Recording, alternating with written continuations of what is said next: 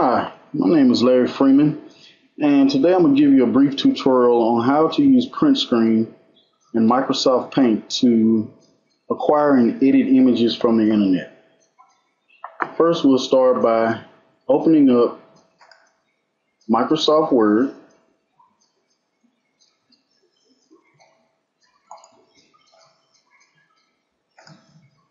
And opening up Microsoft Paint, which can be found in Accessories and Paint. Let's maximize that. Once we have these two open, let's go to a site that should be pretty familiar to all of us.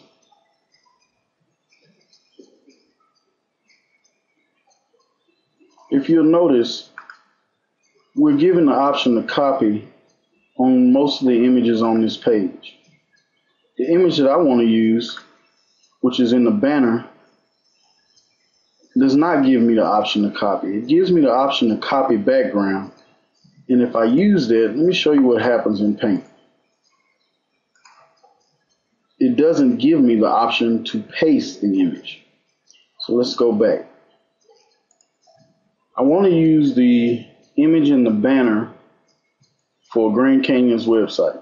So I first hit the print screen button, which saves the information to my Windows clipboard. I then go to Microsoft Paint, I edit, and now I have the option to paste. Once here, remember, I only want this portion.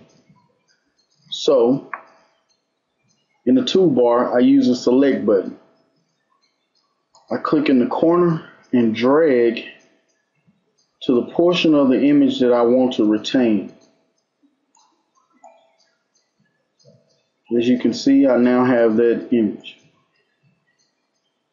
I can do a right click, go to copy.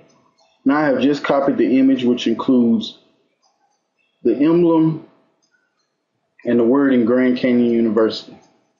I go down to the taskbar and I open up Microsoft Word and I paste the image that I've just created into Microsoft Word. If you'll notice, the image cannot be moved at this point. To allow the image to be moved about the page, I want to do a right click, format the picture, and change the layout of the picture. In this case, I'm just going to choose in front of text. Now the image can be moved about the page. For this next portion, taking the image and creating a hyperlink. A hyperlink is a word, a phrase, or a picture in a computer document which a user may click on to move to another part in the document or to another document altogether or to a web page. This is a way to link files. First, we'll go to the menu bar. If you notice, some commands in the menu bar have a shortcut key next to them. In this case, the shortcut key to add a hyperlink to an image would be Control and K.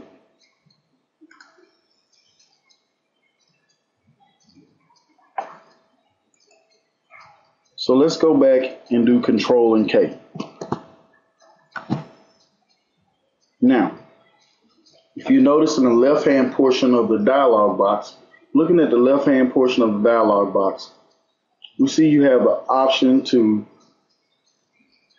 hyperlink the image to an existing file or web page, a place in this document, create a new document to hyperlink it to, or you can hyperlink it to an email address.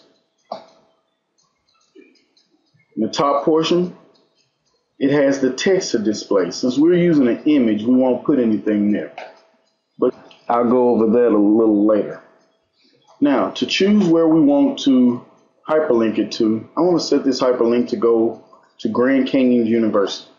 So I can either type it there, or by going back to the page, Windows will actually populate it for me in the address bar, giving me a direct hyperlink to the page that I want to go to. after clicking OK, or I may use the browse pages and search through until I have found the one that I want to use. I can also use recent files. Dragging your mouse over the image displays the directions to the hyperlink. Holding down Control, do a left click, and you'll be directed to the URL.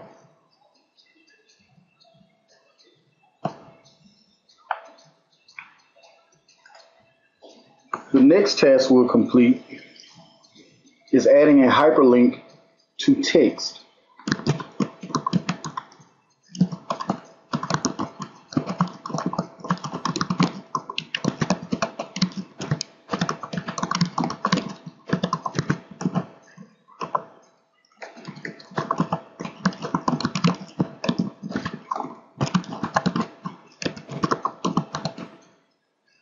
Once you have the text in place, smooth the image over just a little. You first highlight the text that you would like to insert the hyperlink into. You highlight the text that you would like to insert the hyperlink into.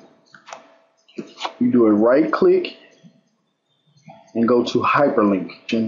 This is another action that can be used to access the hyperlink command. In this option, we'll first go to the highlighted text has already been entered into the box. We'll then go to the site and it will automatically populate the address field and click OK. Now the text has been highlighted in blue and underlined. Scrolling our mouse across it, we see that the URL and the command to access that URL is shown. Holding down Control and doing a left click should once again take us to the GCU site.